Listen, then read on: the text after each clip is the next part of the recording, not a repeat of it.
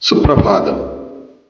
നമ്മൾ വിലപിടിപ്പുള്ളതും ശക്തവുമാണെന്ന് കരുതുന്ന പലതും മൺപാത്രങ്ങളാണ്. ഏതെങ്കിലും ഒരു ദുഃഖം മതി നമ്മുടെ എല്ലാ സമാധാനവും സൗന്ദര്യവും സൗഖ്യങ്ങളും നശിക്കാൻ. ഒരപവാദം മതി നമ്മുടെ ആത്മാഭിമാനം തകരാൻ. ചെറു മാനസിക സമ്മർദ്ദങ്ങൾ അതിജീവിക്കുവാൻ കഴിയാതെ അപകടത്തിലാവുന്ന അവസ്ഥയെ ആത്മബലം കൊണ്ട് നേരിടാനുള്ള ജാഗ്രത ഉണ്ടാവണം. അതിന് ആത്മീയ ധ്യാനം പരിശീലിക്കണം. ശുഭദിനം നേർന്നുകൊണ്ട് തോമസ് പി ജോൺ.